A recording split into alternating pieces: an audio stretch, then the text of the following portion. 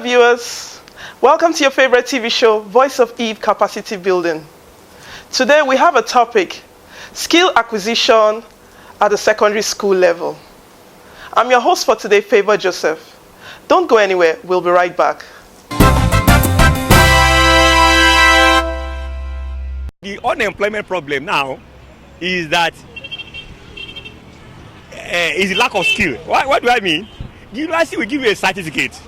You go cram all the theory. You will be mechanical engineering. You will not have seen the engine of a car before. Excuse me, organizations and companies, go to HR, organizations and companies, corporate organizations, they don't pay for certificate. They pay for skill. Okay, so anything you acquire now minus skill is useless. Okay. It's not a bad thing to learn a trade, but I'll do that when I notice that the child have a special interest on that line. Maybe he's trying to derive all his attention to that line, then I'll say, okay, if that is the case, you go into it. But if I'm opportune to train them in school, I'll do that first. If the child, you notice that the child cannot do well academically, as a parent, you should be able to study your child and know if this one is brilliant or this one is not. If I notice that this one wants to become an inventor, he can develop or invent a vehicle that I have not seen on the street before, I'll allow him to do what he wants to do. Welcome back, viewers. We're still dealing with the topic, skill acquisition at the secondary school level. Skill acquisition is all about empowering people. Skill acquisition entails development of oneself. Now, we're focusing it on children in the secondary school, both for the male and the female. Situations out there shows that most times after school, when the children have closed from school, parents sometimes send their children to go and learn a skill. We want to know if this act by the parents is right or wrong. Dealing on this topic with me are two lovely guests of mine. To my right hand is one of our guests, Mrs. Helen Chukwekezie. You're welcome to the program. Thank you. Mrs. Helen is a founder of an NGO, Destiny Academy, whose whole aim, objective is all about self-discovery. Also, next to her is another of our guests who is not new to you. She is Princess Segun Edo, comrades. Always remember, she's a comrade. You're welcome to our show. She's also a human rights activist, a mother, and a motivational speaker. You're welcome once again. It's my pleasure. Should this skill acquisition be limited to only adults, or it should comprise of children and adults? Okay. First of all, I want to answer you. Life is not limited to adults alone. So therefore, same thing to the children. And when you talk about skill acquisition, it's not supposed to be limited to adults alone in the present day world and the way things are going. So it's even better, the skill acquisition should be, exposed. They should be exposed to it on time than later, because that will go a long way to reducing a lot of menace and the social devices we are seeing in the society today. So it can't be limited to adults alone at all. Okay. Now there's this trend that seems to be going on these days, where children go to school, those who are in secondary school, they go to school, and once they come back, their parents tell them, go to the tailoring shop, go and sew, or go and hawk akara, or go and play football. Do you think this is a good trend? Because these children are still very young. Don't you think they should be resting, or should they also now engage in all these vocational activities once they come back from school? They are not too young. There are cases where some are young, but there's a saying that says catch them young. Okay. So if you get to catch them young, and these are one of the reasons, and one of the attachments of catching them young attached. Okay. Right? Because if you catch them young, the tendency for them to be exposed to negative devices will not be there with this skill acquisition while they are still in school. Okay. Even though it's going to have some kind of disadvantage on them in the process, like it's like you're over congesting their system or their curriculum. But then with the trend of things today, I think we got to prepare their minds for it, because there are so many challenges in the world now. So if you don't catch them young, you're not going to get them to be useful to themselves. And some of us suffered it. And that's why you have so many of us, after graduating, you have to go back when there is no collar job which you expected, because we all felt after secondary school, I'm going to work in this bank. I'm sure you would have even been telling yourself the bank you want to work and the corporate offices you want to work while still in school. That's true. But unfortunately, that has been eroded out of the present day system. Yes. So if that has been eroded and you don't catch them young with these things, so that is why we find this problem of internet crime and other social devices that has affected our present generation. So I think we got to catch them young with skill acquisition, irrespective of the disadvantage it's going to give to them while they are in school. Because you see, some children come back from school now. As soon as they come, they drop their school bags. They are on this telephone. They will be there till, if they can spend 5 hours or 6 hours on the handset, exploring like Mogo Park, all sort of sites, which you as a mother might not know because you might not be there all the time, or a father. That's true. Therefore, if they can do that, I think it's better to get their minds off those things they learn from these things which you cannot monitor. I advise strongly, and it is of benefit to you, to them, to the society and the community at large, for them to go for school, use that time, that hour, that period they spent on internet, exploring dangerous sites that is so disadvantage to them and to their family and the society at large. So go learn a skill acquisition which will occupy their time, so they have lesser time for all these social devices that will destroy them and the society. That's a good one. Over to you, Helen. Or you want to add something to what she said? Yes, I want to add to what she has just said. Beyond helping them manage their time, getting them involved, there is something called self-discovery. That when a child discovers his or herself on time, it helps to shape the lives of the child. Like you get situation when a child that has a flair for a particular thing, maybe a child that has flair for numbers, you discover that the child is going to read courses that has nothing to do with such. So skill acquisition help child fan to flame their giftings, things that are embedded in them. So when they get to the point of being able to choose courses they want to study in the university, they don't choose wrong courses. They study courses that has to do with what they have inborn.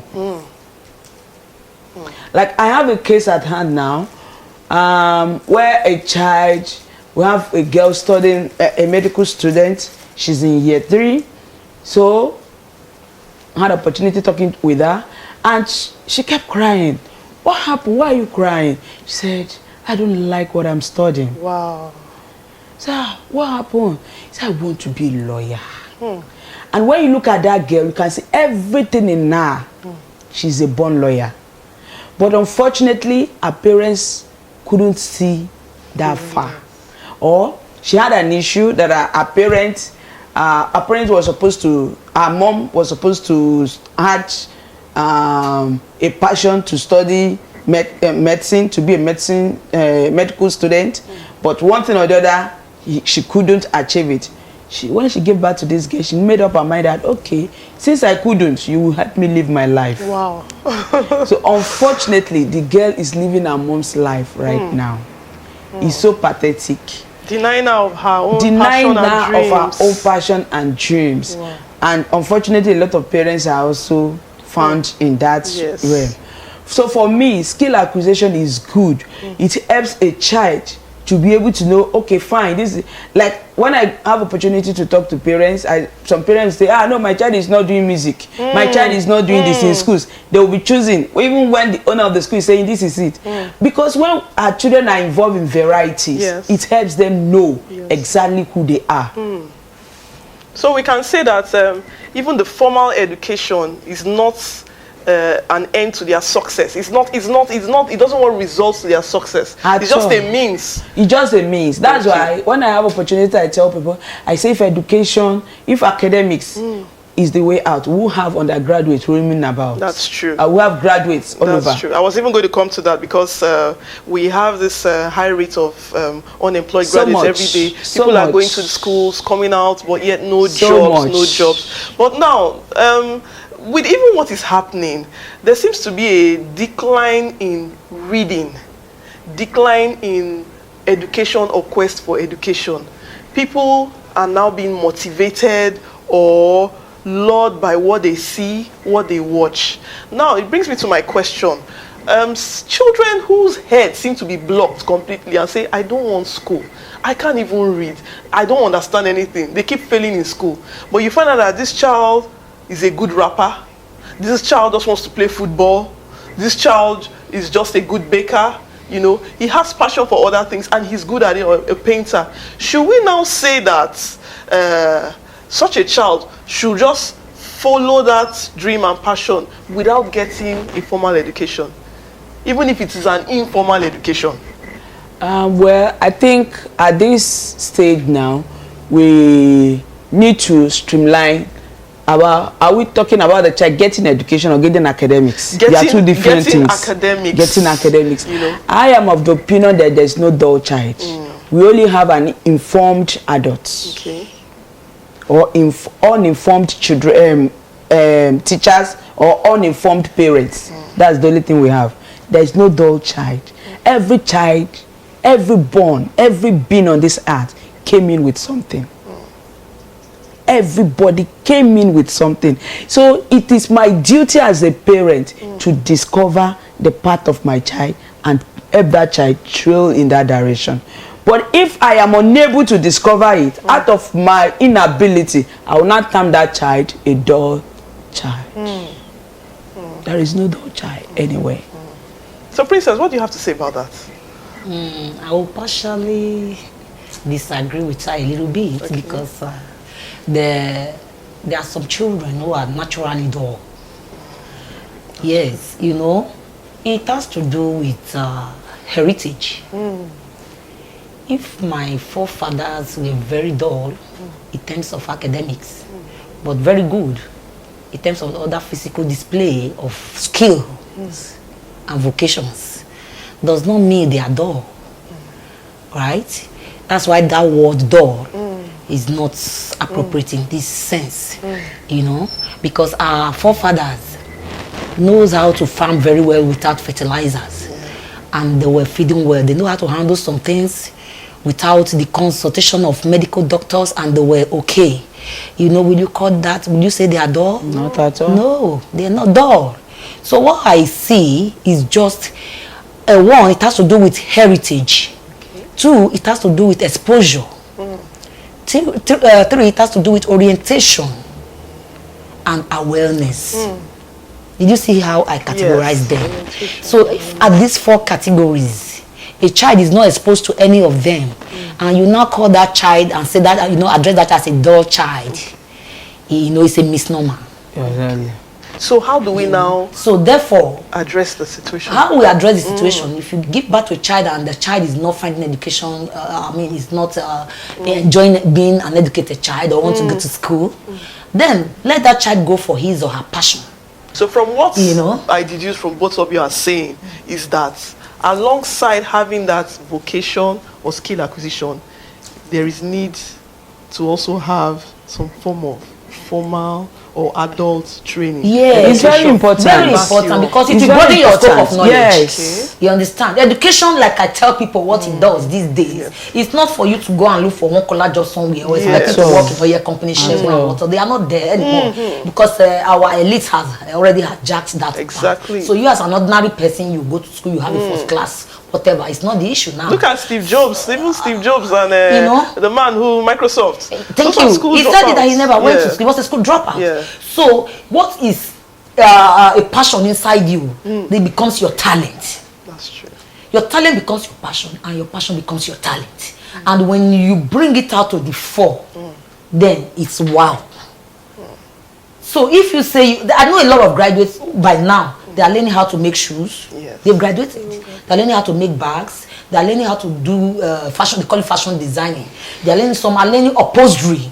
In short, last week I watched on NTA a lady who graduated and is it from which of these university I can't remember, but she's right now learning mechanic. You know, maybe she was passionate about it, Yes. and if she had learned it while in secondary school, you know, maybe she would have gone back for something else now. So if we say vocational training or skill acquisition is not okay for our kids while they are still in school, to be a distraction, it will kind of affect their academic background. So they are all academics. Do you understand? Yes. They are all academics. Therefore, I don't see any reason why it should, because if you, after school hours, they come back home, they have time to go and work.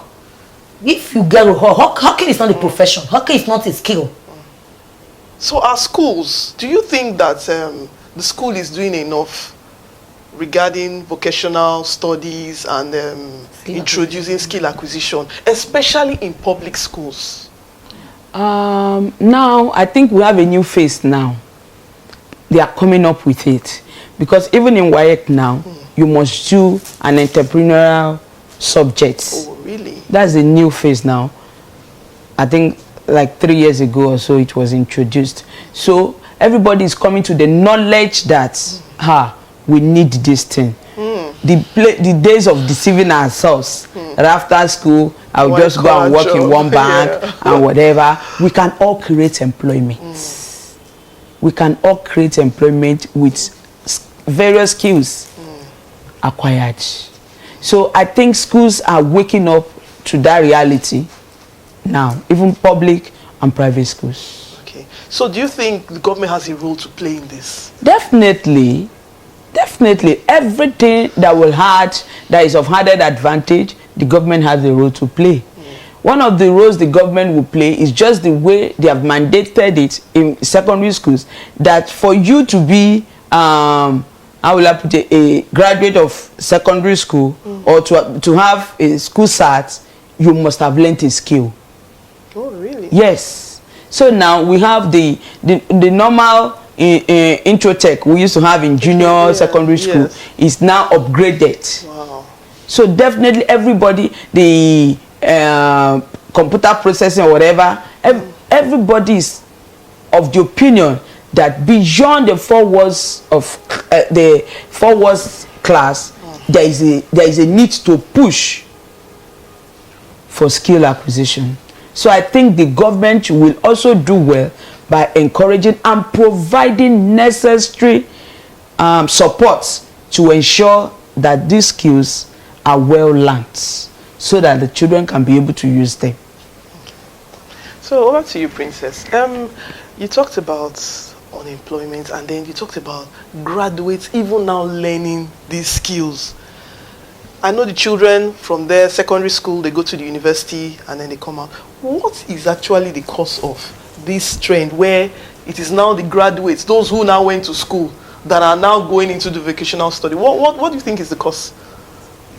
The reason, one strong or two special reasons. One, from the beginning, we thought vocational or skill acquisition without the 4 walls of education was meant for only those who are daft, who cannot read and write, or who cannot go to school like we normally, the normal language. People who are very dull upstairs. That has been our assertion right from time as an African person. But from the Western world, that is our number one. You have to get yourself very, very equipped with skill acquisition. It's short from your skill acquisition.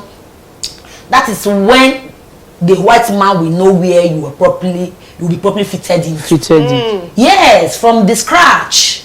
You know, catching them young. You know, but in Africa setting, that's why I said our background, our heritage affected us. Because maybe we told what country, or maybe because we're blacks, or maybe because the way we reason. Still the same thing till tomorrow. The reasoning has not gotten out of us. Right? So if you say, why now going to the university and later come back to learn a skill acquisition?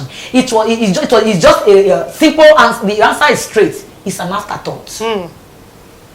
An afterthought, because if you had done that before going to the university, that when you get out of the university, you would have been exposed to so many other things trying to explore and experiment that skill which you have learned before you went into the university in a broader form. So when you were trying to leave the university, before you even leave, you are a big girl, a big boy. You're already making money of your own. You won't bother trying to be, you only want to be an employer of labor and not to be an employee. That's a good one. Right now, there's this trend going on where you see a lot of teenagers and even some secondary school students who are now going into music. They are now becoming musicians. They are so carried away by popular stars like Whiskey, Davido, and the people who watch their music, who see them, see that these people now, they are making it, they are having millions. I want to be like them. And young children who see these people all of a sudden don't want to go to school anymore, and they say this is what they want to do. I don't want to go to school, I don't want to read, I just want to blow big, make it, drive my Bentley, build my house. Are these stars, in quotes, good role models to our teenagers, to our secondary school, to our youth in general, who are looking up to them? Some of them are good role models, some are not. But then there's this adage that says the Bible, the preacher on the pulpit will say, do what I say and not what I do, like this common adage. Yeah. So yes, I have them under my roof. You know, you could have a double skill acquisition. You could have graduated, you could be a doctor, at the same time you could be a musician. So why not have the two together in case this one fails, the other one will push you up, you know. So there's nothing wrong in it, but we get to cancel them so that it does not look as if they are just saying, I want to blow. I saw Whiskey blow, I saw this one blow, I need to want to blow. No, it's not all about everybody blowing. It's all about the mindset. So that is where counseling comes in for them, because they are kids. They saw the flashing things, they too want to be flashy. So we got to let them know that it's not all that glitters that is gold. Okay. Do you encourage parents to send their children to always go and learn a skill or a trade after school? Bearing in mind that these children are young, bearing in mind that these children are still, undeveloped, and then considering the burden on them, should it be allowed? Or there is a time for it? For me, I think there should be a time for it. Like presently now, the long vac is rounding up, long vacation is rounding up. Time like this, for me, I am not a person of summer school. Children going for lesson. I encourage my children go for skills. So anywhere I can find skill, but because I take my time to look at them, study them, looking at this is what this person will be good at. So we do a lot of practicals in my house to help them. I don't force them that you must do this, no. I allow them be themselves. So at long vacations like this, I expose them. Go, learn. I try to look around, check the internet, where they are offering skills that are relevant to the giftings I've been able to discover in them. And that's what they do in long vac like this. I'm doing that deliberately so that when it gets to the time that they need to go to the university, they don't just pick any course for picking sake. I want my children to study courses that has to do with their giftings, that has to do with what they have a natural flair for. I am not interested in being mommy lawyer or mommy doctor if it is not what is in the child. So I encourage people, I encourage parents, allow your children read courses that has to do with their talents. Thank you. So Princess, what word do you have for the mothers and the fathers of these young secondary school children out there? The word I have for them is, for the children that showed interest in learning, let them go. You understand? Like I said, catch them young. If you engage a child with every weapon of positivity, that child will deliver positivity for you. Thank you. Thank you very much. I'm so glad that I had you on the show. Thank you, Princess, for coming. And thank you, Helen, for coming. I hope when we invite you again, you'll be here. So viewers out there, you've heard it all from our guests. The children, it's good, they say, for them to get skill acquisition. But it's also good that they should have it at the right time. You could also let them have this acquisition during their breaks. When they are on holidays, so that they don't get overworked or overburdened after school. You can use the holiday period to let them learn a vocation or a skill which will help empower them to build their capacity, which will help them towards a better tomorrow. I hope you enjoyed the program for today. Till we meet again next time, I remain your host, Favor Joseph. Bye.